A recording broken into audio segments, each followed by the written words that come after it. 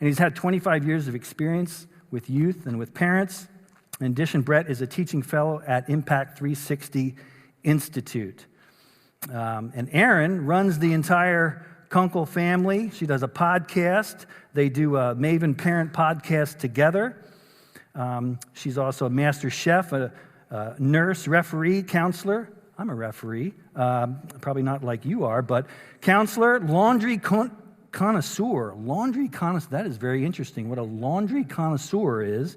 And she's a veteran homeschooling mom of over 12 years, and she has got her bachelor's degree in sociology, political science from Biola. And they have 5 kids, and they live in Southern California where it never rains, except this year where it rained a lot. We were talking about it at dinner. So, Brett, why don't you come on up here? Let's give Brett a warm welcome. Have at it. Well, we flew in from Southern California a couple of days ago, and my wife is here with our 2 youngest, Ella and Jonah. We bought one-way tickets from California. I'm just kidding. We have had quite the mass exodus from our state, but we love California. We're one of, I think, 7 Christians still there. No, I actually grew up on the East Coast, grew up in Gaithersburg, Maryland, about 3 hours away from here. In middle school, my family moved out to Southern California, and I quickly discovered the ocean there. And we would go to the beach a lot. I fell in love with the beach, but I noticed these guys that were way out in the water. And they were wearing these, this skin wetsuits, and they were floating on these planks of foam, and they were riding the waves. And I was mesmerized by these guys surfing. And I thought, as a middle schooler, I'm going to do that. And so I started surfed through high school, surfed in college. Erin and I, we got married right after I graduated, and I told her, I am going to teach our kids how to surf as we have more and more kids. And I wanted to surf with my kids. And so I've been on a mission ever since to teach my kids how to surf. But I learned very early on that you do not take your 2 or 3-year-old, put them on a surfboard, push them into the water, and say, go for it. Okay? That doesn't work. In fact, it's pretty ironic. The very first thing that you have to do if you want to teach your kids how to surf is you have to protect them from the ocean, right? Now, if all I do is protect my kids from the ocean, are they ever going to learn how to surf? No. So protection is a short-term goal, but what's the long-term goal? To equip them, to give them the knowledge and the skill that's necessary in order for them to be able to surf on their own. And if I can do that well, right, my kids are hopefully not going to need me anymore. Now, hopefully you see the analogy here, right? In the same way, just like teaching my kids how to surf, Christians need to be equipped for the ocean of culture that we're facing, right? Unfortunately, we send a lot of people into the ocean of culture unprepared, and what happens? They drowned, right? They drowned. Now, if you could do this well, you can send your kids into the ocean with a lot of confidence. So my oldest son, Micah, he's 21. My daughter, Paige, she's 20. Ella, who's 15. Jonah, who is 11. I mean, they can kind of all surf on their own. Of course, Micah and Paige, who are 20 and 21, they don't need dad anymore. They go surfing with their friends all the time without dad. In fact, tomorrow morning, there's a little bit of south swell that's coming in. Micah's probably going to go surf. Tomorrow morning, in the middle of this conference, I'm going to get a text message from Micah. He's going to say, Dad, the waves were so good. You missed it. And I'm stuck in this part of the country where there's no ocean. No. Right? But the point is, my son can navigate ocean all by himself. In the same way, Issachar is so important. A conference like this is so important because it equips us as believers to do the same thing, right? And especially I love seeing some young people here. This is what we have to do with the next generation. Because we live in a culture that is pounding us with waves. In fact, my good friend John Stonestreet and I were able to write a practical guide to culture, helping the next generation navigate today's world, and then a student's guide to culture for middle school, high school, college students. And one of the things that we identify as a pounding wave is our topic tonight. This issue of gender, right? And what do we find ourselves surrounded by in the culture? We find ourselves surrounded in almost every single institution by modern gender ideology. So let's just take sports. Take collegiate sports. Take professional sports. Take Olympic sports. We have examples like this. This is Leah Thomas, formerly Will Thomas, a University of Pennsylvania swimmer who captured the first national championship with a victory in the 500-yard freestyle last year, beating out biological females, right? And so you see it in collegiate sports. Of course, you see it all over social media. This is a snapshot of my LinkedIn page. And notice this is just one example of 372 million examples that we could provide where when I open up my LinkedIn page, which is really for networking, a lot of business interaction kind of thing, what does it prompt me to do? Show your pronouns on your profile to let others know how to refer to you, right? You have Hollywood and examples like someone such as Ellen Page. Ellen Page went through a very public transition to Elliot Page, was featured on the cover of Time magazine, got a big interview with Oprah, right? And just one example of many from the world of Hollywood. Business. Big business. I mean, all up and down business. Of course, there's a lot of controversy about a particular beer maker this past week, right? Having a trans individual as their spokesperson. But everything from something big that makes big news like that to very little things where businesses will allow their employees to put their pronouns on their name badges and everything in between, right? U.S. government. U.S. government, last year, I don't know if you realize this, but U.S. passports now provided a place for an X gender marker, all right? And that was something that the State Department implemented. You have examples like this from public education. This is a dad who put up a tweet and took a picture of his son's first grade assignment. This is first grade from the state of Washington. And the assignment was to match up the right pronouns with the gender. Okay, and then, of course, you've got examples like the gender unicorn, which is an illustration to teach young children different views on gender. And here's what I want you to notice, okay?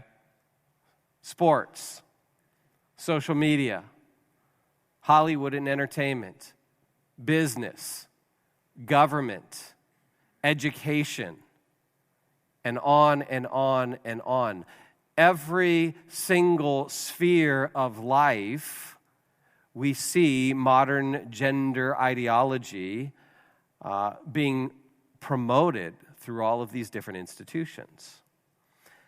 And what you and I need to understand is that this is the primary way that the culture influences you and me. By simply presenting to us what is normal, right? This is just now presented as the norm. And what do we see happening? We see more and more of our culture beginning to adopt those views, right? In fact, we see it growing progressively larger in younger generations. So your generation, right? So here's a little recent research on LGBTQ identification by generation. This is from last year. You can see what's referred to as the silent generation, or sometimes referred to as the traditionalists, 1.7%. You've got your baby boomers. Baby boomers, 2.7% would identify as somewhere on the acronym. Your Gen Xers, it's 3.3%, and then you see a jump, right, to the millennials.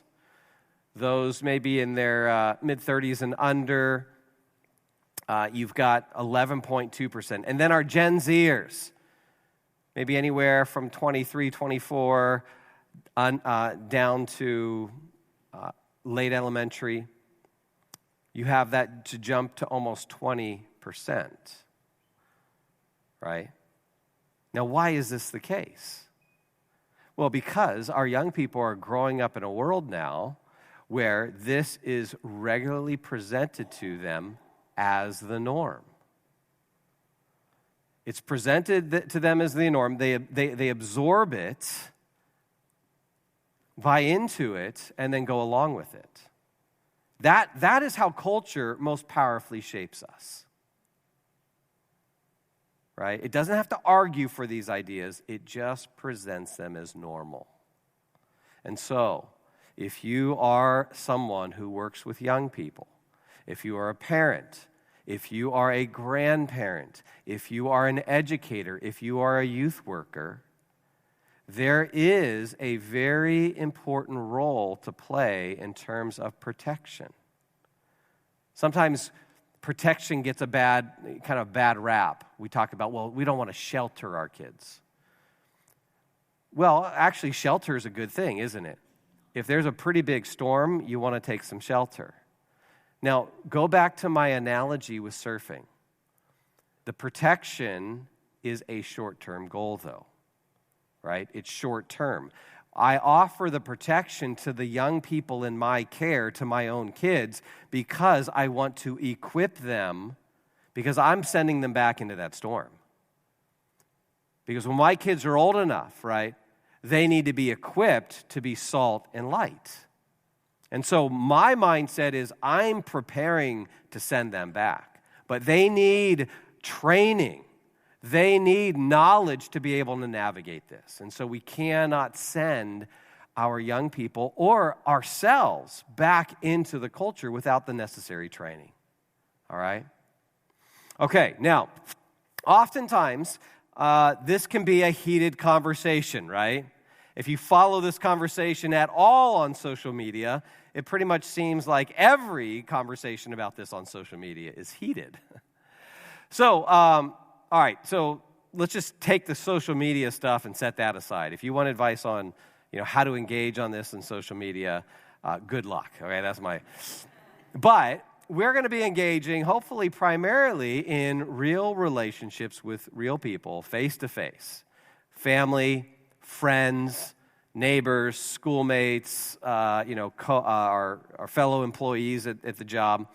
Oftentimes, what's helpful before you even get into this conversation is to negotiate some ground rules, if you will. And you can do that by asking some questions. Like, if you want to get into this conversation, I would love to talk to you about this issue, but let me ask you a question first. Here's my first question. Number one, are you a tolerant person? Right? Now, anybody that I've asked this question to, I've never had someone say, no. No, I'm actually not tolerant. I'm very intolerant. Okay, if someone were to say that, I would know, okay, this is not, we're not going to get into this conversation because it's not going to be productive.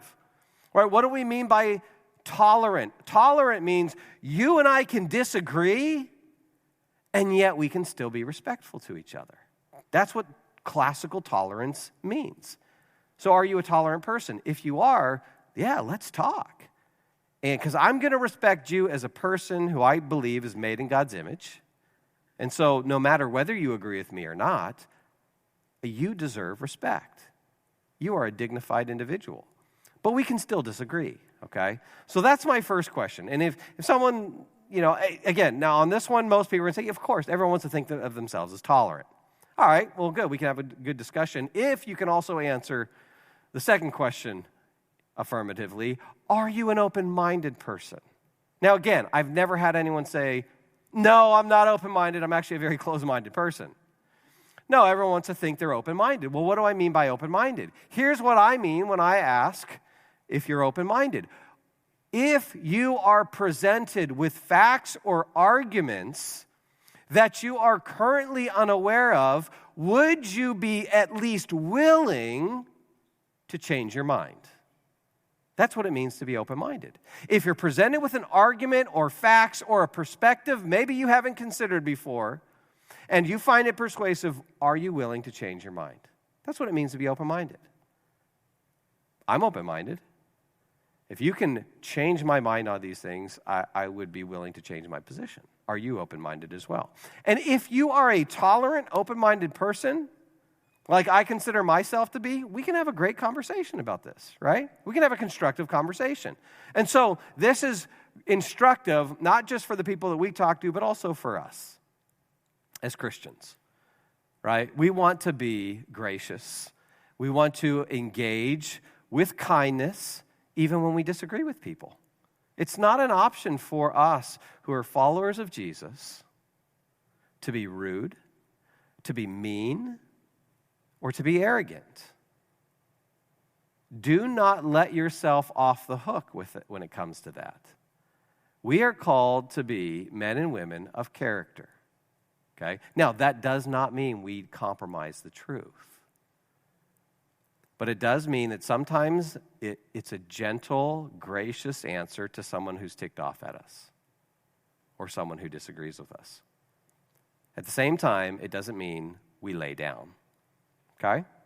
All right, now, if you are open-minded and tolerant, we can get into this conversation.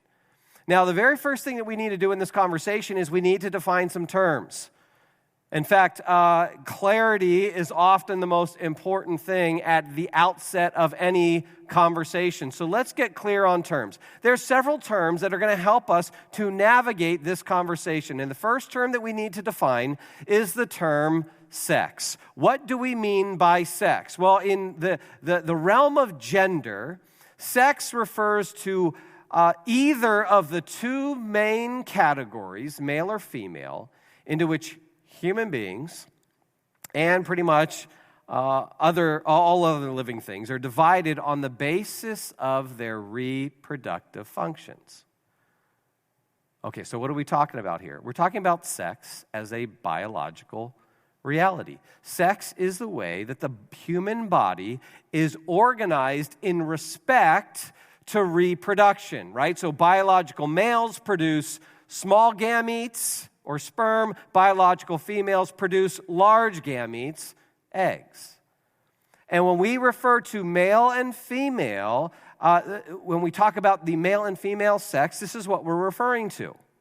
And there is a clear distinction between the two. Notice, on this view, biological sex is unchanging. And there is absolutely nothing you can do to change it. And it's almost always immediately obvious. Okay? I mean, you think about the doctor, especially in the days before kind of your ultrasounds, when doctors didn't know the sex of the baby, and a child is born, you had a doctor who did what? He would announce, right? It's a boy or a girl. It wasn't, okay, hold on for a second. Wait, I got to get clear on what this is, right? No, it's almost immediately obvious. Now, are there situations when it's not immediately obvious? Absolutely, those individuals are referred to as intersex individuals, right? So what about the person who's born intersex? Well, this is a condition where they're born with ambiguous genitalia, okay?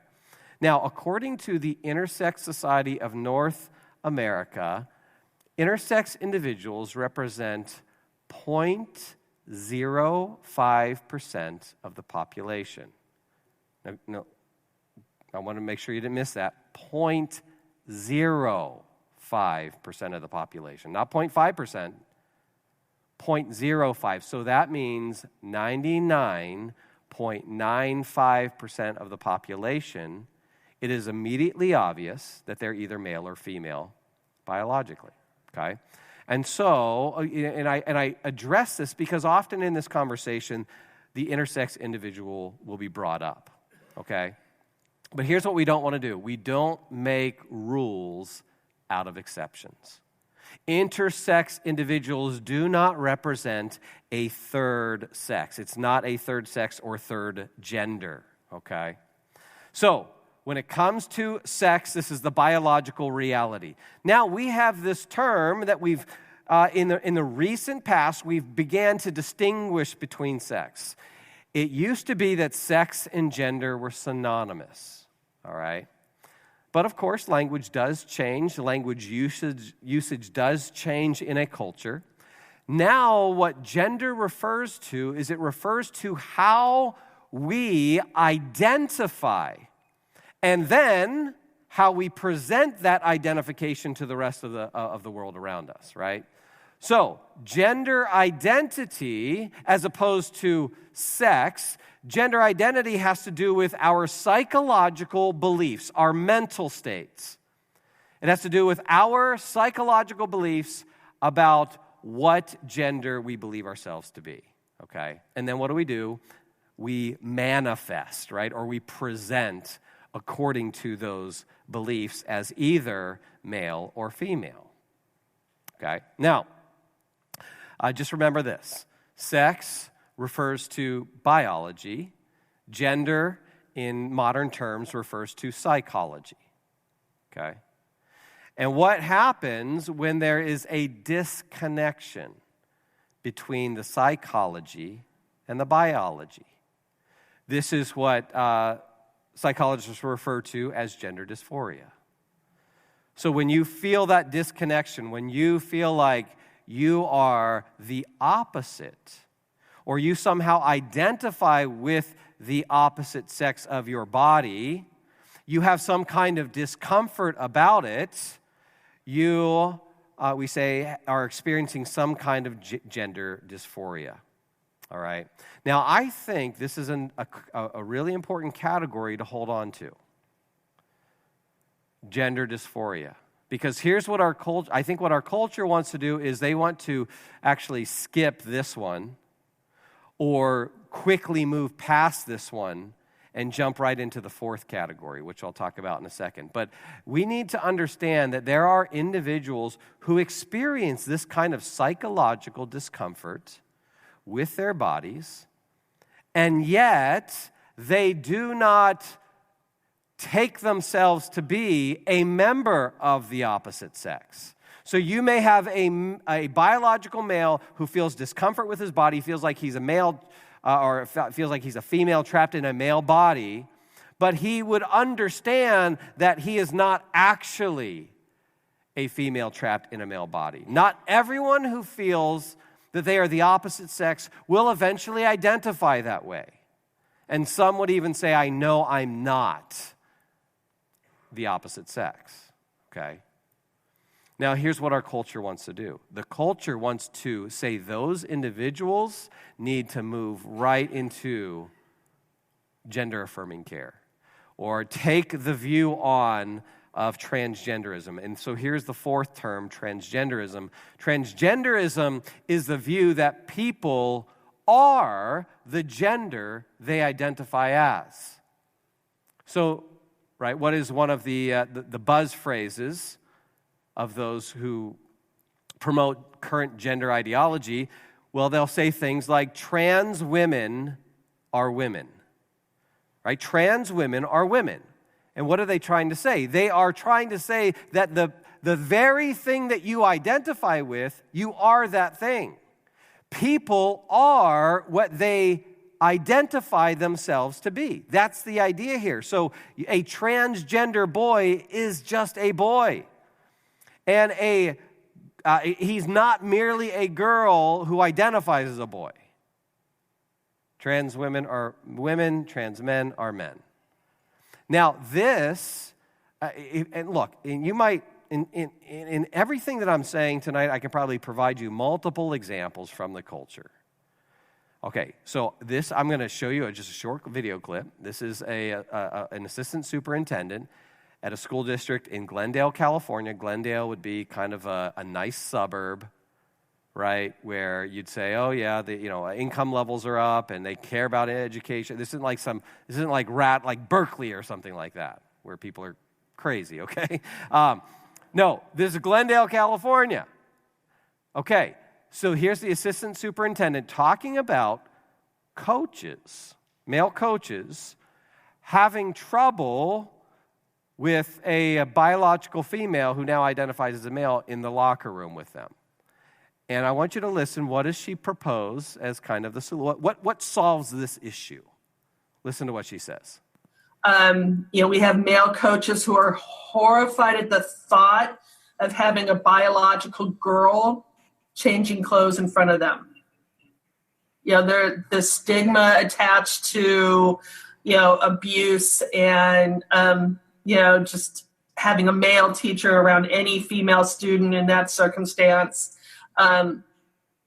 is just scary for them.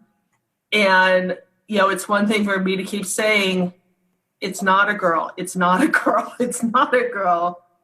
You only have boys in the boys' locker room until they arrive, until they experience it and realize, oh, I only have boys in the locker room. Then that helps. Okay, you see the solution. The solution is, there's no argument here given. She just keeps reminding them, no, you don't have girls in the locker room. No, you don't have girls in the locker room. You just have boys. And when you come to accept that, you're good, right? I mean, this video clip is from like a week ago. So this is stuff that is permeating, and this is an assistant superintendent. This stuff is permeating everything, all right? And so this is the view of transgenderism. You are the thing that you identify as. Okay, now here's what I want to do. I want to go through, and the way I want to kind of interact with this is I want to identify what I take to be 3 different lies when it comes to modern gender ideology and try to unravel us from those, okay? And here's the first lie. The first lie is that we decide our own gender. That's exactly her view, isn't it? We decide our own gender. Now, the language of the culture, for those of you young people, if you go off to college, or maybe you hear this in high school, here is the language it's going to be put into. Gender is a social construct, right? That's the language. What do we mean by social construct? A social construction is something that doesn't exist independently in the real world. Instead, it's an invention of the society or the culture. So gender, male and female, those are inventions. They don't actually refer to something real out there. It's just the terms that we use that we have kind of created for this artificial distinction. And so therefore, if a culture or society invents those things, it can also uninvent them, right? And so that's social construction. Now, a couple problems with social construction. The question is, what things are socially constructed? Is everything a social construction? Because if that's the case, this whole idea is what we call self-refuting or self-defeating. Because if social construction is the truth about all reality, then guess what? Social construction itself is a what? It's a social construction that we just determined, and then we can throw that off as well. You see the self-refuting nature. It's like the person who says there is no truth. Well, is that true? Everything's a social construct. Is social construction a social construction? So it's a logically contradictory idea if you want to apply it to everything. And one way we know that we can't apply it to everything is because we have to live in the real world. So here's my question for the person who holds to views on social construction. Is gravity a social construction? Because if it is, let's deconstruct it, or whatever you want to do. Let's get rid of it, and then we can get up on this roof and jump off. But I'm guessing that no matter how much you deconstruct the idea of gravity, no matter how much you deny it, no matter if everyone in our culture came to the same conclusion that gravity did not exist anymore, we would still all get up on this roof, and if we jumped, we would hit the floor, right? And so, not everything is a social construct. Okay, so what things are social constructs? And why do we argue that gender is a social construct? Because I want to give some what we call counterexamples, right? And counterexamples are a helpful way to show fallacious thinking or bad thinking. So, how many of you are familiar with this lady? Anyone know who this is? This is Rachel Dolezal. For years, Rachel Dolezal led a secret life. Her friends believe that she was a black woman with a passion for African American issues. In fact, they saw her as a vocal civil rights leader. She eventually becomes a local NAACP president in Spokane, Washington. And then it was discovered that Rachel Dolezal is not an African American woman.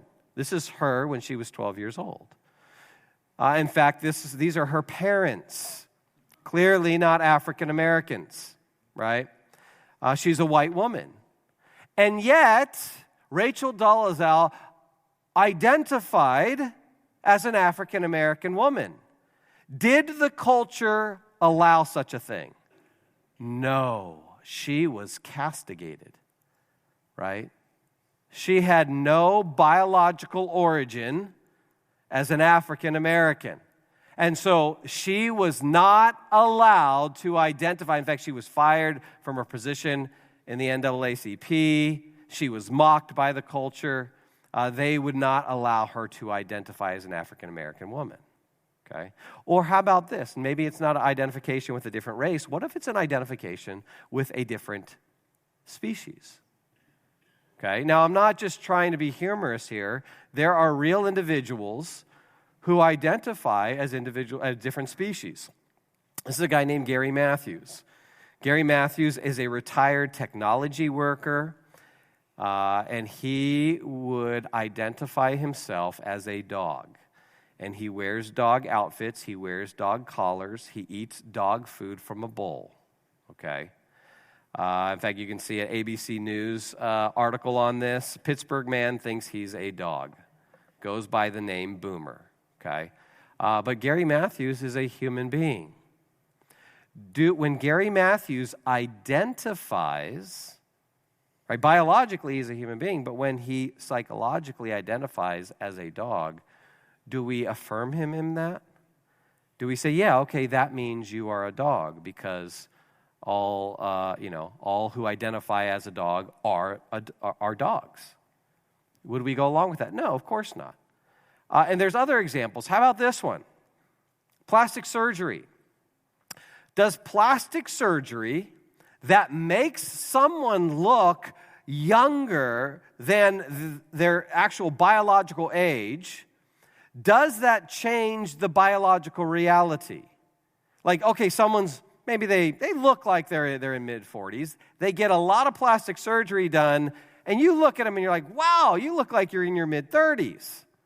And they say, you know what, I feel a lot younger. In fact, I identify as a 35-year-old. Do we say, well, let's get your birth certificate. Let's change the year in which you were born? Of course not, right? It doesn't matter what you identify as in those cases. So why would we think that when it comes to gender or gender-affirming care, that changing body parts turns someone from a male into a female or a female into a male? So here's what I'm doing. I'm offering a principled argument against this. If you hold to gender ideology, modern gender ideology, in order to be logically consistent, you would also have to say that the individual who identifies as African American but is not, the individual that identifies as a dog but is not, you would have to affirm those views as well. because there's nothing in principle to keep that off the table now. If you think that the person who feels like a male or female and identifies that way, that makes them male or female. Do you see? This is what we call, so in logic, this is what's called a reductio ad absurdum, which simply means reduce to the absurd. And what you do in a reductio is you take an idea and you take an idea or an argument and you kind of take it for a test drive. And if it leads you to absurd conclusions, that's an indication it's not a good idea. And so if you are whatever you identify as, and then you take that for a test drive and you see what leads to these absurdities, that should be an indication to you that is not good rational thinking, okay? Now, I think this is really important. Now, are we necessarily going to persuade the culture through rational argumentation? Well, yes, that can be part of it. It certainly needs to be part of the discussion. Not in every case are we going to persuade someone through rational argumentation. Even if we don't, though, we don't abandon it. Why? Because for Christians, we know that people are made in God's image. And God's image means they are rational creatures by their very nature. So we never can abandon rationality, okay?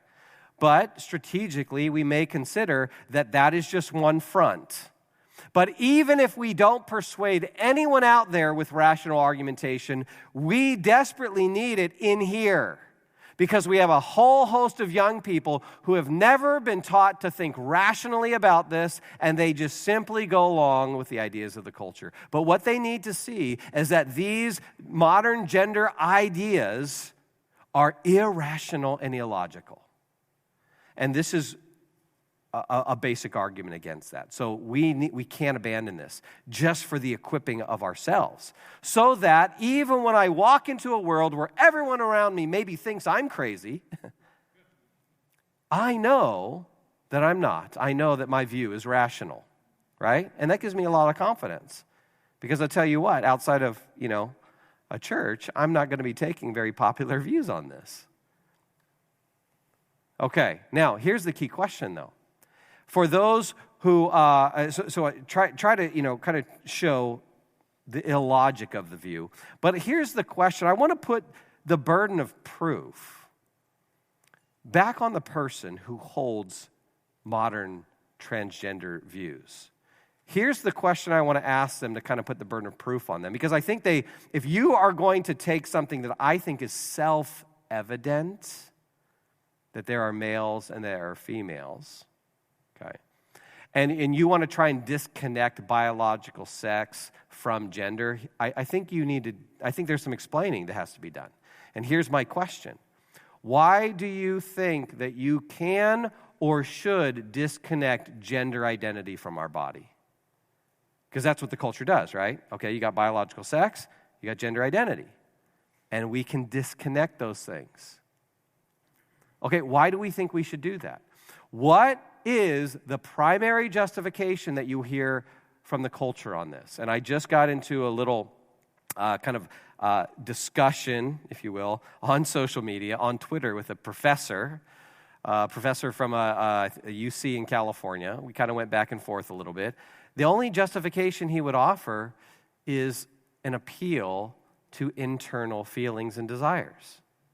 Why do we disconnect gender identity from biological sex? The rationale from those who hold to this view is primarily desires, wants, feelings. That's largely it. Now, there's some who might make some other arguments, but this is what you hear from the larger culture, okay? Well, the person feels discomfort. And so we want to help them to feel better about themselves, okay? Now, here's my question. If this is the primary motivation for adopting gender ideology, my question is, well, can we pause here for a second?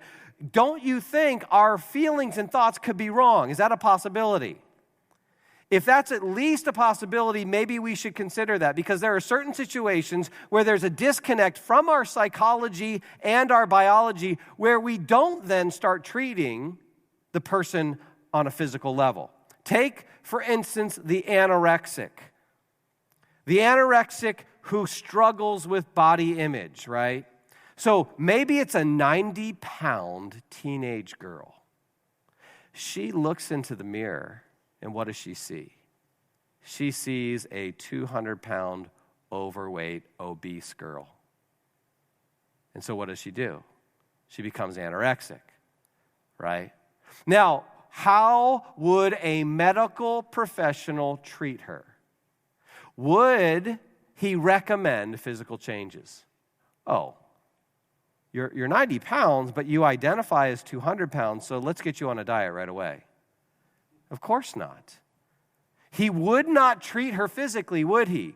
Instead, the medical professional would tell the anorexic to change her thoughts, not her body, right? He would recommend psychological treatment. And in the same way, so at the very least, we should be asking ourselves the question, why disconnect these things?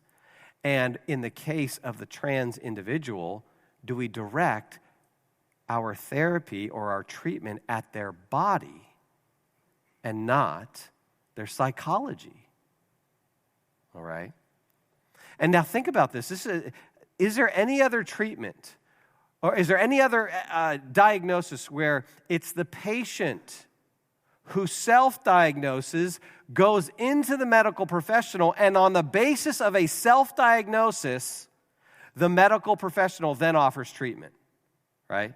So you go in and say, hey, imagine if I went into my doctor and said, hey, doc, I haven't been feeling good, so I ran a couple tests on myself. I have cancer. Can you go ahead and prescribe me chemotherapy and radiation? What's a doctor going to do? I got to run those tests myself first. But in the case of the person with gender dysphoria, that self-diagnosis is all they need. Well, I want you to listen to a detransitioner. Okay, this is an individual who is very raw and honest about what needs to happen, what needed to happen at the beginning of her transition. Listen to her, and it's a little. She gets emotional, so I'll just warn you. It's tough to listen to her and what she's been put through. I can't believe this happened. I ruined my life. When you break it down, I decided that I didn't want to be a woman before I had ever even experienced being a woman. I had no idea what being a woman was like because I was a child. And now I feel like I will never entirely know. I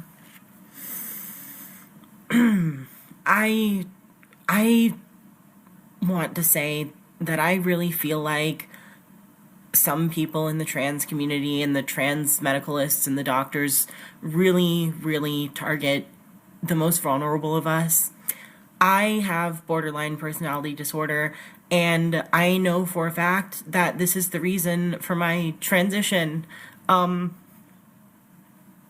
It's a very difficult mental illness, and one of the core features is not having any sense of self or identity.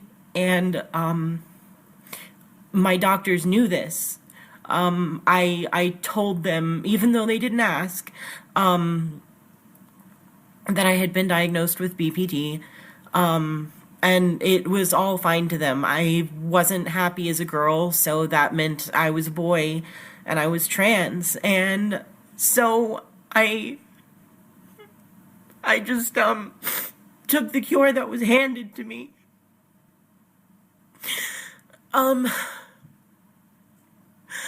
I was told that I was being given a cure, and I wouldn't want to kill myself anymore.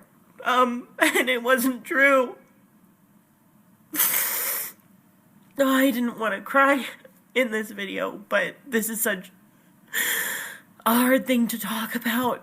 I lost a lot of things to this, and I just hope that anyone else who's going through what I went through as a young girl will not be prescribed hormones and surgery because of other things. There are so many mental health disorders that make you hate your body. And the solution isn't to change your body, it's to fix your brain, I just don't want anyone else to ever feel this way. I lost my voice. I lost my chest. I don't know if I'm going to be able to have kids. I feel like no one wants to date me or love me because I'm ruined.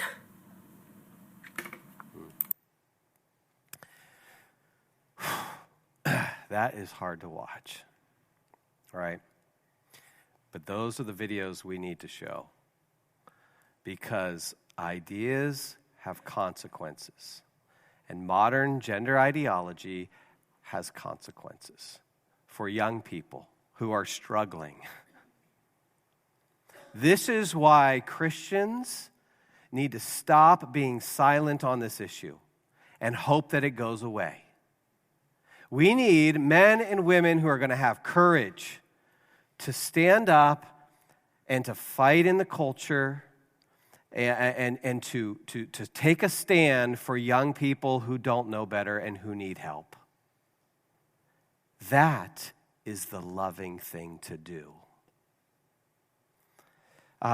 This is Prisha Mosley. You can look up. She's posted other videos. She has a Give, Send, Go page where she's trying to raise money for a breast reconstruction because she went through a double mastectomy. And this gets right into line number 2. Line number 2 is that transitioning somehow will lead to wholeness. And that's not the case, and there's a lot of evidence, and I'm just going to touch on some of this quickly here, but 41% of transgender individuals will attempt suicide. Okay? Now that is, in the general population, it's about 4.6%. And there is some evidence that right after gender-affirming care, there is a kind of a spike in their happiness. Maybe they'll describe it as euphoria, but that goes away. It does not last. It's not long-term. And so they end up being 19 times more likely to die of suicide. Transitioning doesn't lead to wholeness. In fact, you can look at some of the research on this, but 80 to 95% of children who experience gender dysphoria will naturally grow out of it if you don't do anything. Right? I mean, think about it. You remember maybe being a middle schooler or a high schooler. How many of us in here had discomfort with our bodies? That's actually a normal part of being a teenager. And what our culture has done is said, no, that means that you are a male or a female trapped in the opposite body, okay?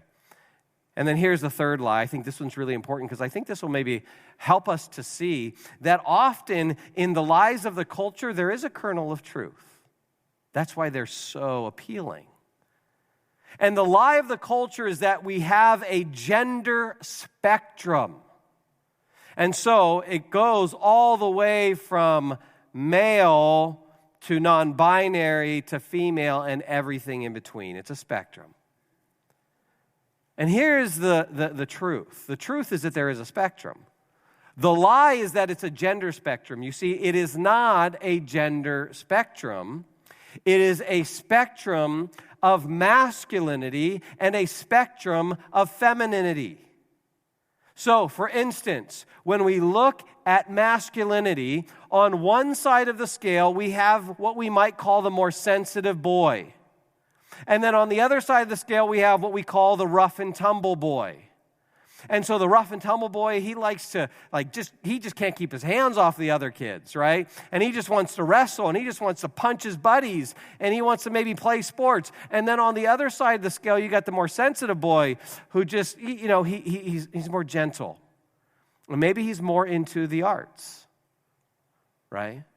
And maybe he's more quiet, or maybe he is just more a sensitive kind of kid. But guess what? Everything from the more sensitive boy to the rough and tumble boy, it's males all along that spectrum. And then with girls, right? You've got on one end what we might refer to as the girly girl. And she likes her princesses, and maybe as she gets older, she likes makeup and dress up and things like that. And all that spectrum follows all the way to the tomboy, which is a term we don't even use anymore. The culture wants to eliminate that category. And the tomboy is the girl who says, I don't really get along with some of those girly girls. Too much drama. I'd rather be out on the field playing sports with the boys, or something like that. And all the way from the girly girl to the tomboy, guess what? It's all females. This is why gender stereotypes can be hurtful and harmful. And guess what? Ironically, transgender ideology today emphasizes false gender stereotypes more than anything else. If you look at trans men who are pretending to be females, they are a caricature of females. And I think that real females can take some offense to that. A proper offense. Because that's not what it means to be a female, right? And so, there is a spectrum, but it's all boys and all girls. It's all males and all females throughout that spectrum. And so that has huge implications for us. If I'm a teacher, I'm a parent, I'm a grandparent, I'm a pastor, I'm a youth worker, I'm a children's worker, I'm a Sunday school teacher, I want to make sure I affirm my boys as boys. And I want to affirm my girls as girls, and to point to God's good design. Because what modern trans ideology does is it normalizes estrangement from and the devaluation of our bodies. It really socializes us to hate our bodies. And of course, the Christian worldview, we know that body is God's design. That's God's design. And so we want to help people not identify with whatever they want to identify with, but ultimately, identity has to be rooted in something solid, something that's going to last. What is that identity? That identity is someone who is made in the image of God. We find our identity not in our gender, not in our sexuality, not in our wealth, not in our capabilities. We find our identity in our designer. And that's what we want to point to, okay? All right, let me give you a couple of resources and I'll wrap this up here. All right, Maven. Our organization exists to help equip you on these kinds of challenges, which are coming fast and furious. So I would encourage you, this will be the one time in my talk that I will let you take out one of these, okay? Take out your smartphone. You can go to our website, maventruth.com, scroll to the bottom. There's a place for you to put your first name, last name, email address, and you can sign up for the resources that we send out. And we send out regular resources to help you navigate things like the gender challenges. For those of you who are parents or grandparents, my wife Erin and I do a parent podcast where we try to take good biblical thinking, add it to some real practical solutions, and help you disciple the next generation, okay? I would encourage you, there's all kinds of good books out there on this. You can, of course, get my book and John's book, A Practical Guide to Culture. We have a chapter on gender. Students, I would encourage you to hit that, the Student's Guide to Culture, and get that chapter. A really good book by Glenn Stanton, which helps us. I think one of the questions we have to answer for the culture is, what does it mean to be male and female? Glenn Stanton's book does a really good job on that, especially as it deals with raising sons and daughters. And then a couple of other good book resources that I think are really important on this topic. One is by Abigail Schreier called Irreversible Damage. Abigail Schreier is not a believer. She would say she's someone who's politically on a liberal. And she was a journalist who started looking into this, and she wrote a really good book about the irreversible damage. And then Ryan Anderson is a Catholic scholar, and he does a really good, comprehensive job on this in his book, When Harry Became Sally. Okay? All right. 2 things I would say to kind of close this out. If you are a parent, here's what Aaron and I are discovering.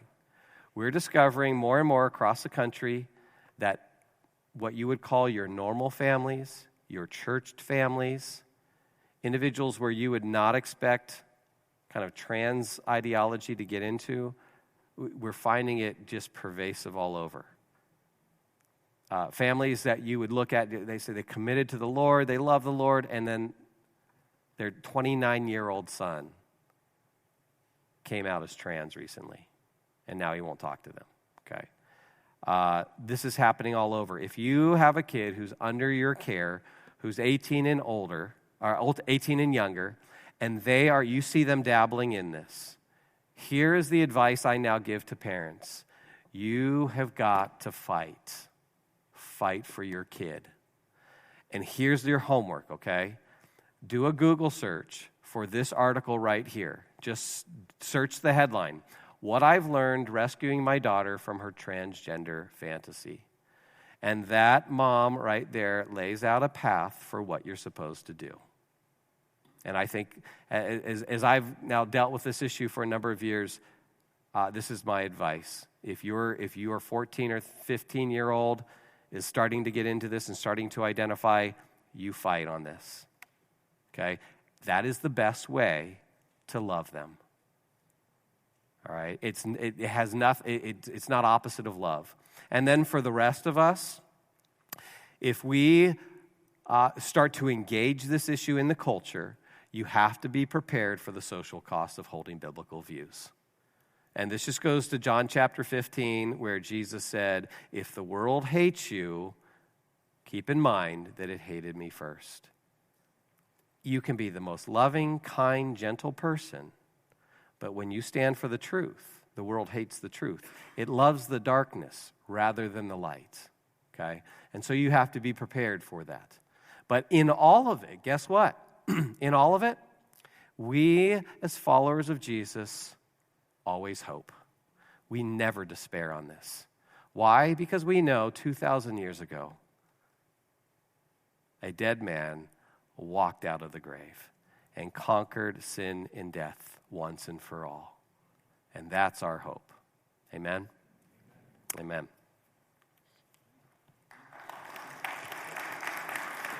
Okay. Cool. So that is so good. And what this is part of discipleship. It's really what it is. And those resources are terrific resources. Another resource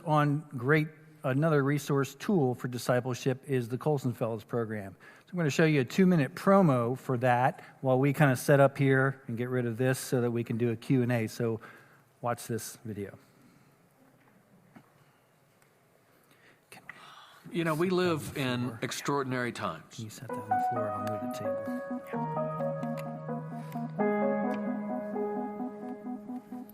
What the world needs, perhaps more now than ever, are men and women who are equipped in the ancient virtue of wisdom. Wisdom is an ability. It's a skill. It's the ability to discern what is true and good and beautiful. So many of the resources that we provide at the Colson Center are designed to help the Christian know what they ought to think about a given issue. But for those that want to go deeper, the Colson Fellows Program teaches them how to think.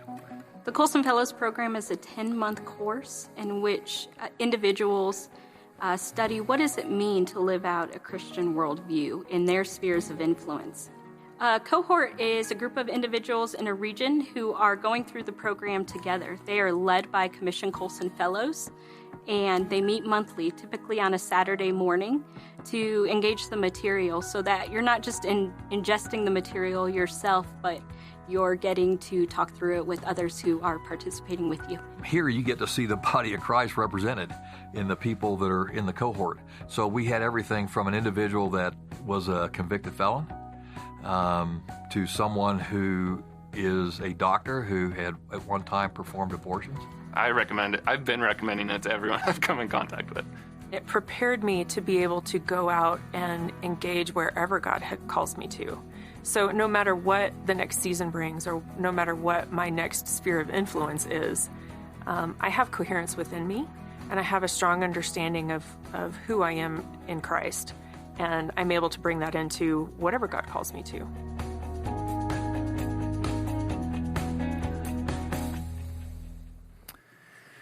All right, so there's a Colson Fellows cohort right here in the Philadelphia area. I think there's 3 current people going through the training, right? Raise your hand if you're going through it right now. 1, 2, 3. Yeah, I was right. So there's 3. You could talk to them. There are also fellows here. So if you have you want to ask us any questions, anybody who has a little yellow circle on their badge, raise your hand if you're a fellow and you're here. John, oh, look, there's more than I thought. So if you're interested in an intense discipleship program, about 10 or 11 months, there are also cards back there at the book table where you can, a QR code, and the QR code is there. You can shoot that, and it'll be up tomorrow, and you can find out all the information that you need to, but you can ask any one of us, and we can give you information. Well, that was powerful, Brett, and I want to first say you can ask your questions use the QR code for the question on the back, and put your questions. We have 4 or 5 right now. And as hard as that video was to watch, and you said it, when she said, "I'm ruined," and I think I've been saying this at our Worldview monthly meetings, these detransitioners, we need to find a way to do victim care. Yeah. Because like you said, their ideas have consequences and bad ideas have victims. And they are victims. And the more and more the numbers grow of these detransitioners, that is going to become the evidence that people cannot deny. Do you have any other examples of detransitioners or statistics or? We're hearing more detransition stories every single day. In fact, yesterday, my wife Erin sent me a Twitter thread. This is from Seth W. And if you want to look him up, you can look him up, maybe Seth W. But it's at S_E_T_H_W_. So there's an underscore under each one. Okay, Seth W. And I think maybe this may be our most powerful tool right now in the culture to affect change, is tell the real stories. And so Seth, he writes this. It's a string of tweets, and he says, "I'm going to rant on here for a second. It's my birthday, and all I've done is cry. In my bones, I feel like a man," right? He's a biological man. He says, "But I neither look nor sound like a normal, nearly 30-year-old man. I have the face and voice of an estrogenized teenage boy. Trans people keep reminding me I made a mistake. Yes, I know I made a mistake. I kick myself for it daily. I cry about it daily. But trans people are also the ones who told me to make this mistake when I was a vulnerable teenage boy. When I changed my mind at 18 and tried to go back to being a gay male, they took my stories of being asked if I was a boy or a girl because I was estrogenized and androgynous, and made it out like I was meant to be a girl, and I believed it. I still blame myself for that, actually. I knew it wasn't what I wanted, but I kept doing it anyway because I thought it was a path to one day being normal. That quest for normalcy resulted in removing my penis to fit in. Now I feel like my body is in ruins. And I want to ask all these trans people, how do you know the trans teen you're encouraging now isn't me? Maybe they won't be tomorrow. But give it a decade and some change. It took me that long to detransition. And there's a little bit more, but I just read that because we have to tell those stories. Young people's lives are being destroyed. Now, we know, those of us who are followers of Jesus, we know they're not ruined, right? And this is an opportunity for us to preach the gospel, to proclaim the grace and the redemption of our Lord Jesus Christ, and to offer, to hold out the only view that gives them any hope. I mean, so yeah, victim care, the idea of reaching out to that detransitioning community, because it is a growing chorus now. You just go to YouTube. Go to YouTube, type in detransition or detransition story or detransitioner, and you will find video after video after video. And it's horrendous. And so that is a huge ministry opportunity for us. This whole issue is, we can look at it and we can bemoan it as a church, and that's sometimes what we do, right? We look at the cultural moment. In fact, John and I talk about this in the book. We look at the cultural moment, and then we get upset, we get angry, we get exasperated, we just want to throw our hands up. And frankly, I hear this a lot. If I can chastise my older brothers and sisters, right? Because you have seen radical change. I get that. But I have seen older Christians move kind of into this despair and like, I don't want anything to do with this anymore. Kind of like, I'm ready to write the culture off. That's not an option. And we need the older, wiser voices in our churches to help lead us on this. And we never are given the option to write the world off, are we? Yeah. And so we need to re-engage, and we need to figure out, hey, this is an opportunity. This is an opportunity because as a follower of Jesus, I do not simply look at the cultural moment. I look at the larger story, and it's the larger story of God that tells me, informs me how I interact with this moment. If I just look at this moment, yeah, I can see why you're discouraged and upset. You got to step back and look at God's larger story. And yes, there's a beginning. He creates everything. There's a conflict. Genesis 3, right? That's the conflict. There's the fall of man, and it's broken everything. But guess what? We're in chapter 3 where there's redemption. We are in the story of redemption, and we need to be agents of redemption in the culture. So this is where churches should, I think, be thinking through how, because I guarantee you guys, I'm sure, have lives that are touched by this somehow in here, and figuring out, okay, how does this become an opportunity for us to minister to a broken culture? Yeah, before you said that, I was going to say, I heard somebody say this. I don't want to talk about this. I don't want to have to talk about this to my kids. Yeah. And to kind of echo in a different way what you just said, I think as a church, we need to grow up.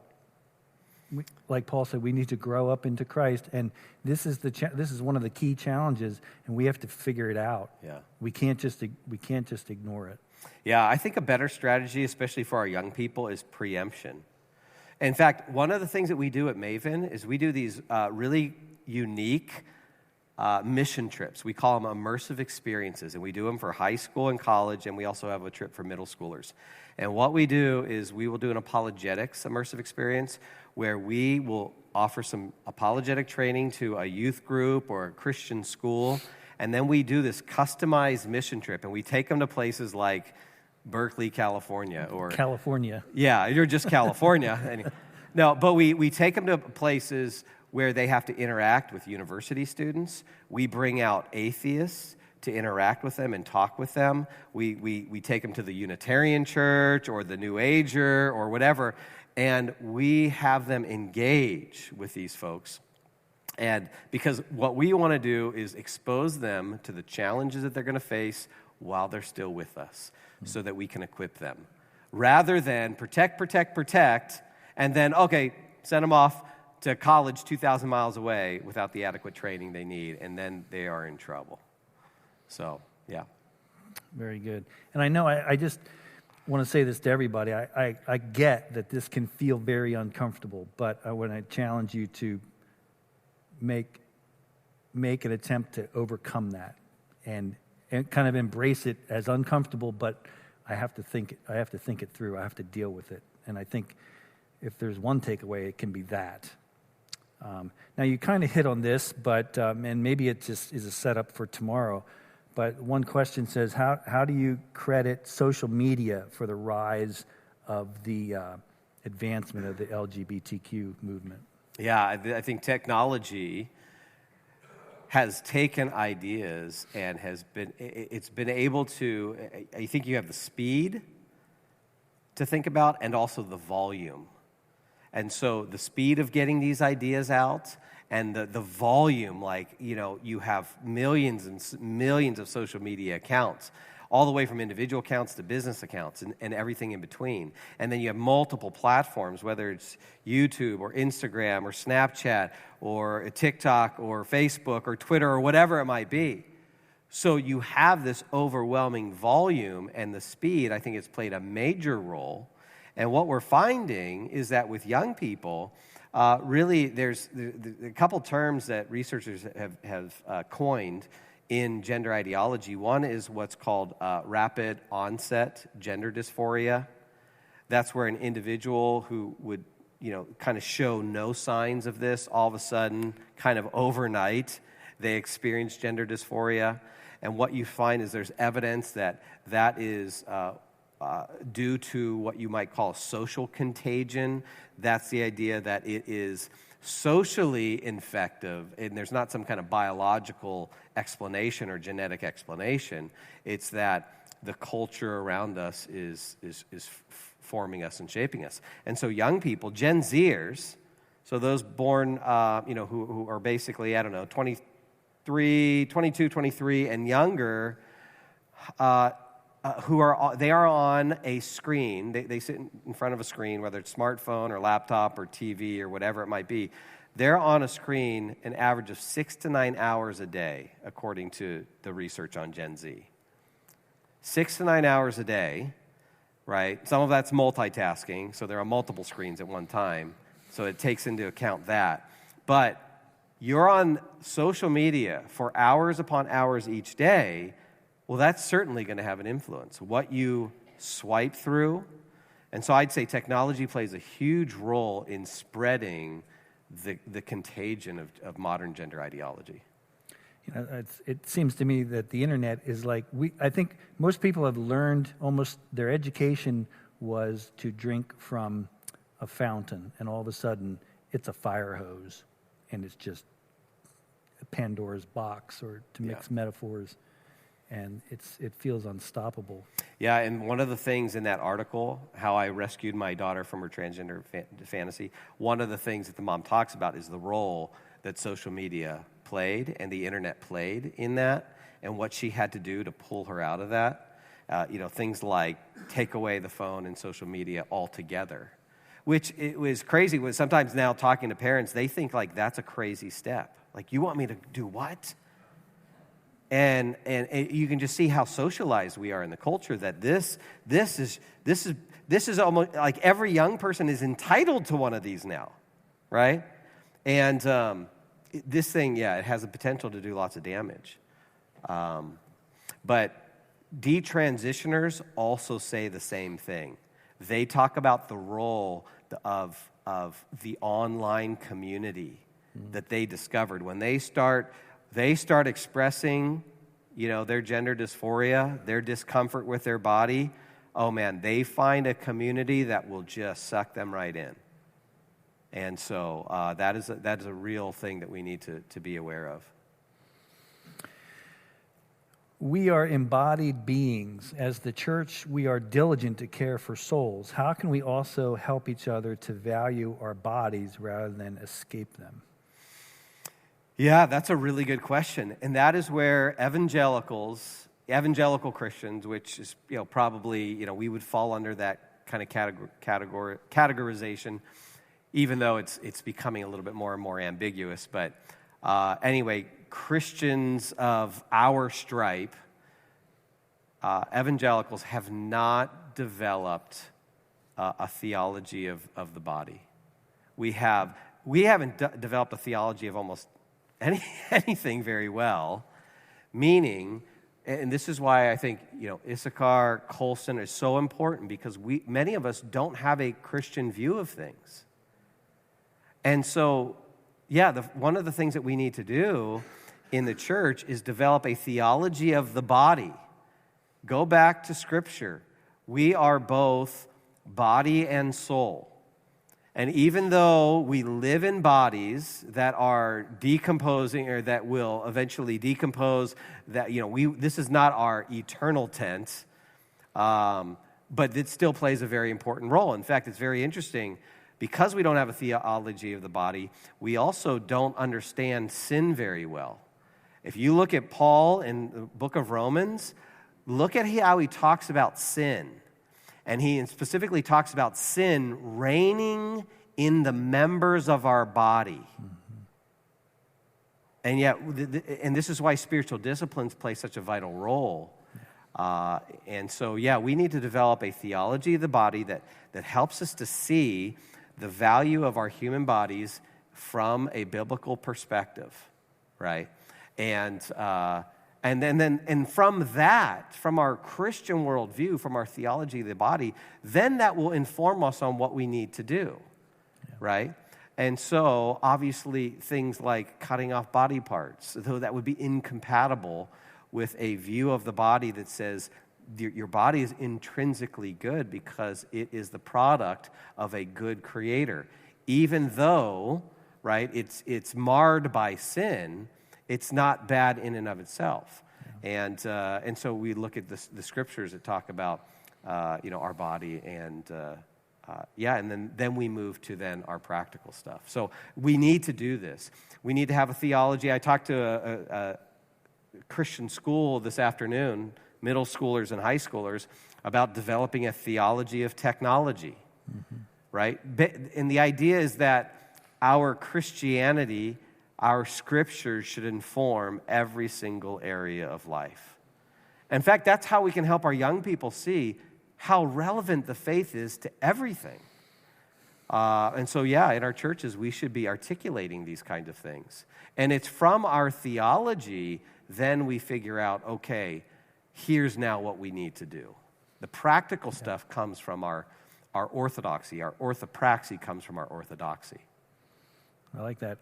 What do you think of this? What if we come up with a list of the 10 things that we're most uncomfortable with and come up with a theology for them? Yeah, that would be a great start. Yeah. I think the thing we steer away from things we don't like to talk about, and then we don't have a theology about it. And of all things, that's what we should have a theology about. Yeah. I mean, the gender and sex, those are things we're uncomfortable with, so we steer away from it. Yeah. Or technology, we should have a theology about it, and I'm going to talk about it tomorrow. Yeah, it helps us to see that God is Lord over everything. Yes. It actually reconnects our faith to areas, every single area of life. And God doesn't just sit back here in the background of life. Oh, and I bring him out when I go to church on Sunday. Oh, I bring him out when I'm going to do my devotions or read the Bible. Right. No, every single area of life is just infected with God. Yeah. Right. As Kuyper said, Christ looks at the universe and every square inch of it and says, mine. Yeah. And so we need to have a theology about all of it, every area of it. So as Christians, what should we watch out for as truth gets chipped away? When should we say enough is enough and speak up?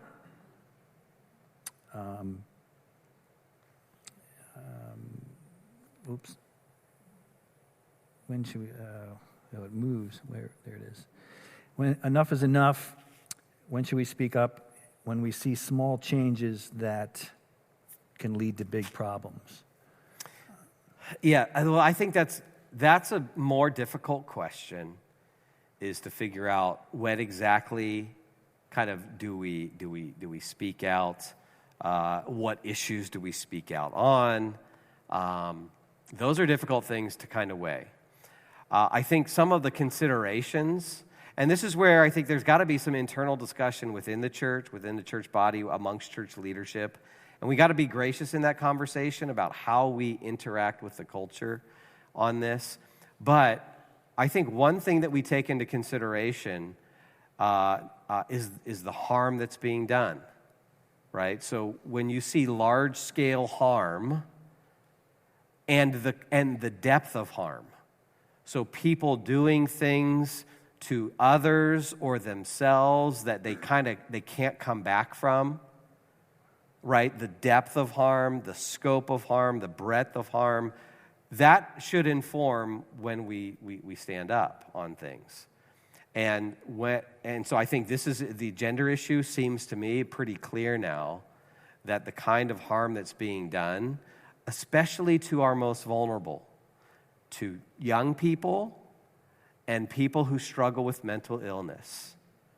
They're very vulnerable, and these vulnerable individuals are being experimented on, and they're being taken down a path that is bringing great harm that cannot be reversed. If anyone tells you that you can, that you can push pause on puberty by taking, or taking cross-sex hormones, and that, you can get off those and everything goes back to normal, that is simply a lie. And again, just go talk to the detransitioners who will tell you now that they struggle with long-term kidney problems, or in fact, this Seth W, who I read about, he posted a picture of himself. He did a little video, and he's a 30-year-old man, and his voice, he sounds like a kind of a teenage girl, and he's saying, well, I'll never get that back, right? I mean, there's things that you just can't come back from in terms of reversing those things. So I think that's at least one thing that informs me, is kind of the scope of harm, of how strongly we need to kind of engage in the culture on this. I think what we're seeing too is that gender ideology is not just, very young children are being targeted, right? And so again, you think about the vulnerable and the need to protect them. That's one thing that would inform, like, do we take action on this?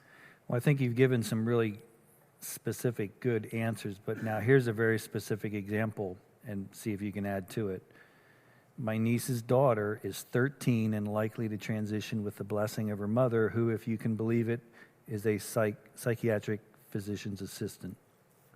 What can I say to my niece to open her eyes before she allows this heartbreaking thing to occur to her daughter? Oh, gosh. The personal questions are often the most difficult, right? Because you're dealing with real individuals. Yeah. Look, there's certainly nothing I can say that can guarantee results. And this is where we look at the Christian worldview. One thing that we have is a God who does not coerce us. He seems to give us some kind of freedom to make these decisions. And so sometimes, you do everything you can, and then you sit back and you have to watch people reap what they sow, sadly, okay? So there's no guarantee on this. I think what I would do in that situation is I would try to take some of the detransition stories and say, hey, would you listen to these folks first? Mm-hmm. Before you let your daughter do this, at least listen to people who have already done it.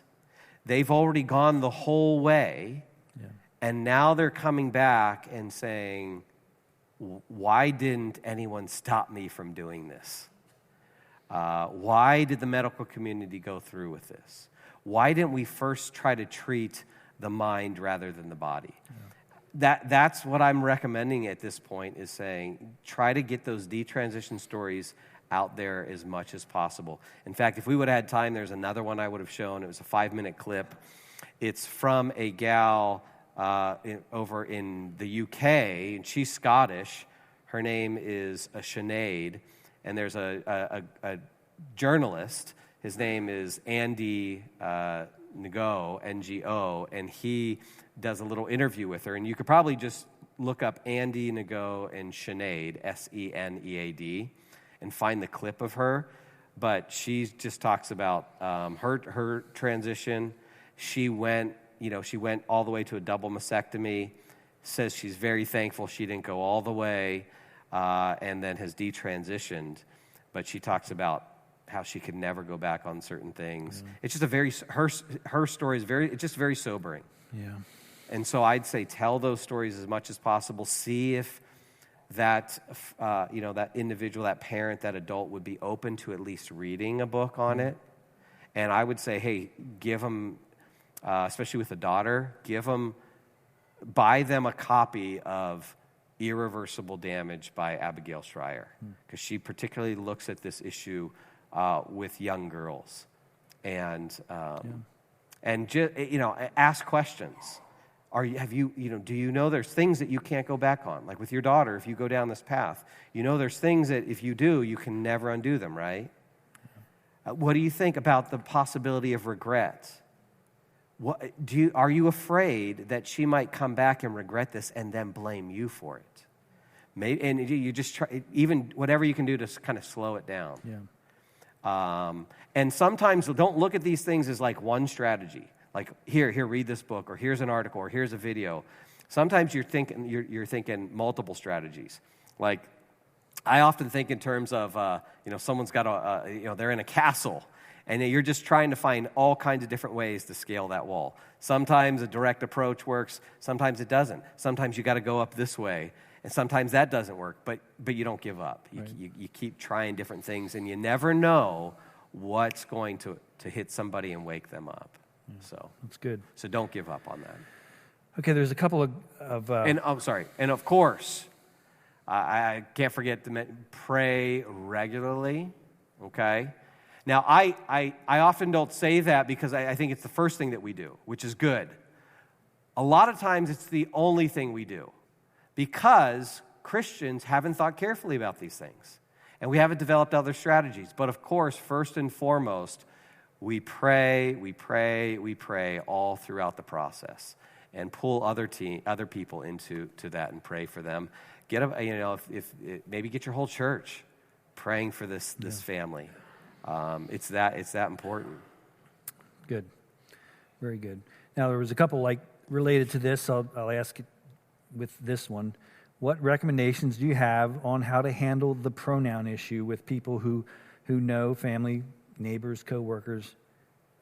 Recently, Rosaria Butterfield admitted it was a mistake to adopt such language as a way of showing love and hospitality. What are your thoughts? Yeah. I'm more with Rosaria on this. Here's my take, okay? And I make a distinction between the way we use pronouns and the way we use names. I think we do them differently. For me, well, I think for all of us, a pronoun it turns out that a pronoun is a description of reality, right? So when we use a pronoun, a she or he or they, we're actually describing reality as it is, okay? So now, in a different way, with a name, there's a little more subjectivity to a name, right? Where I don't have to be Brett. I could have been named Bob. I could have been named Jeff. I mean, I could have had any other name. But in no other world am I not a male. I will always be a male, right? But a name is more subjective in that sense. Or sometimes we go, we go by a chosen name. So maybe you go by a nickname. Robert goes by Bob, and we don't have problems with that. And so, generally speaking, when it comes to names, I may try to be as gracious as I can in calling someone whatever name they prefer, right? Because I just do that generally speaking with people. Now, I do think there's an exception when it comes to parents and their children, parents who name their children. I don't hold that parents who've named their kids are then beholden to their kids when their kids want to say, hey, I want you to start calling me, this name versus this, because of some kind of gender transition. I think there's, because of the special relationship between parent and child, that's a different situation. But generally speaking, I had a transgender individual who used to cut my hair, right? And if he goes by Sally, right? I'm just gonna go ahead and call him Sally, because I would call him Mike if he went by his name was Michael. You get the idea. Yeah. When it comes to pronoun's a different thing. And so I am not willing to go along with someone who wants me to use a different pronoun for them. Because I think one of my responsibilities as a follower of Jesus is certainly to be loving and kind. But at the same time, I have to balance that with bearing witness to the truth. I'm also called to bear witness to the truth. Yeah. And if I call a male a she, I don't think I'm fulfilling that obligation. And that's an obligation I have not only to those around me, but also to God, right? And God's created order. And so in that sense, I am bearing false witness, I think. And so I'm not going to use personal pronouns. Now, here's the good thing. Usually when I'm in the presence of that individual, there's no need to use a personal pronoun. Right. I will just call them by their name and address them by their name.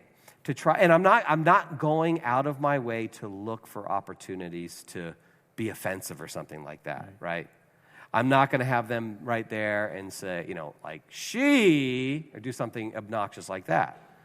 I'm going to try to be as gracious as I can, and yet at the same time, bear witness to the truth. Yeah. And I want us to connect this to love. When we look at a biblical view of love, love is not merely affirmation, okay? That's the cultural view. But that's not actually a view anybody can really live consistently. I mean, think about it. If I said, hey, my wife, Erin, loves me, and that means she is required to affirm me in everything that I do. How do you think that's going to turn out? That'd be great. Yeah, not very good. No, because we all know love requires more than affirmation. And Paul in 1 Corinthians 13, which is referred to as the love chapter, right? And John in 1 John, they connect love with our words and our deeds. And in the 1 Corinthians 13 passage, love is connected also with the truth. Yeah. And so sometimes the best way to love somebody is to be truthful. Yep. In fact, my Erin will tell you, she really likes to love me with the truth, right? And, but that's sometimes even, and whether it's an act of love is not dependent on how it's just merely received. Yeah. If someone gets upset, that doesn't mean it wasn't out of love, okay? So we have to be careful and balance that. At the same time, I'm trying to be sensitive. Okay, is there a different way I could have come at this?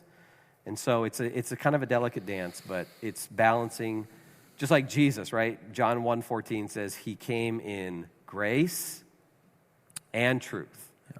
We gotta bring those things together. What do you think Erin would say if you said you wanted to be called Jeff? Yeah, I don't think she'd go along with that. I think she's gotten really attached to the name Brett. I don't think you look like Jeff. No, I don't. You look like a Rex, maybe. No. Okay, so we'll get. I identify as Brett. Sorry. We'll get us out on this one. You said we should not disconnect our gender from our sex. Why should gender and sex be connected? Well, that's one of those questions where I would say when it comes to the burden of proof, generally speaking, the burden of proof is on the person who makes a claim. But there is an exception. There are exceptions when it comes to things that are self-evident, okay?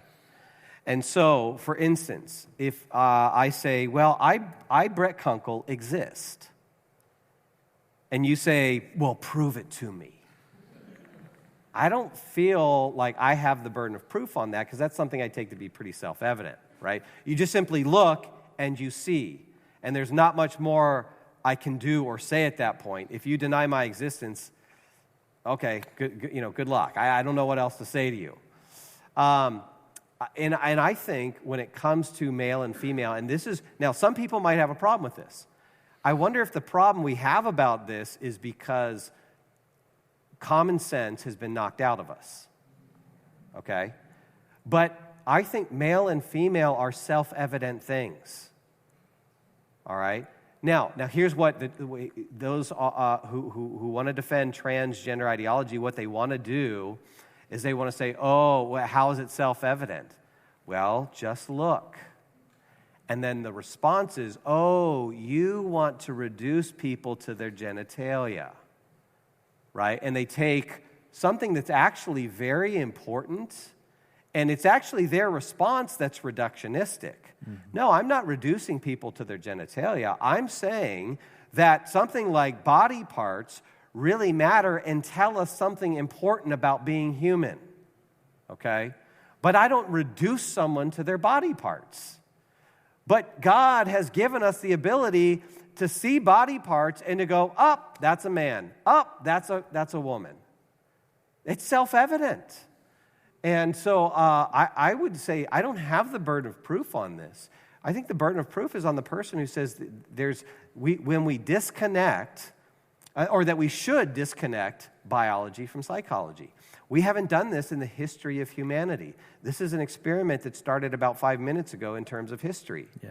If you're going to kind of go with this experiment, especially with the damage that we already see happening, you're going to have to give me powerful justification to go along with this. So I refuse to take the burden of proof on this. And then I would say we have all kinds of counter evidence on this, and that's just the harm that we see it doing. And so what we see is that the people who flourish, right, human happiness in the deep sense, not the thin sense, but in a deep sense, human beings flourish when their psychology matches up with their biology, okay? That's why with trans individuals, all the gender-affirming care that we can give them is never going to be a long-term solution because they are fighting their design. And when you fight your design, you will not flourish. And here's a simple analogy that I use all the time. Think of any appliance you have, right? You have a washing machine at your house. I got a washing machine at my house. It's amazing. I throw clothes in there. I throw some detergent in there. I push a few buttons. I operate that thing the way it's supposed to be operated, and what happens? I'm happy. I get clean clothes. That machine is happy. It keeps working. Now, if I go into my garage and go, oh, wow, all these tools are dirty. Ha, I got an idea. Let's put them in the washing machine. What's going to happen to the washing machine? It's going to break down at some point, isn't it? Why? Because that thing is not operating, it's not functioning according to what? Its design. Yeah. That's just a basic intuition we have about everything. If something is not, any appliance is being used in a way that doesn't fit with how its designer created it, the washing machine maker, the toaster maker, whatever, if you don't operate that thing according to the design manual, it's going to stop functioning properly. It's going to break down. Same thing with humans. When humans don't operate according to their design, they break down. And that's what we're seeing in not just the area of gender, but sexuality, the good life, wealth, all over. And this is, again, an opportunity for us as a church to be salt and light. Yeah, good word. You sound like a laundry connoisseur now. Okay, I'm going to leave us with this verse. I came to mind first, Philippians 1, 9 and 10. And this I pray, that your love may abound still more and more in real knowledge and all discernment, so that you may approve the things that are excellent, in order to be sincere and blameless until the day of Christ. Tomorrow morning, the cafe opens up at 9:30. Our second session, General Worldview, is here in this room at 9:45, and the third session is at 10:45. And those of you who signed up for the teachers and educators special session at 8:30, that's for you at 8:30 in the fellowship hall. Thank you very much, Brett. Thanks. And I really much look forward to tomorrow morning to hear how it continues. Thank you all for coming out. Let's give them a hand.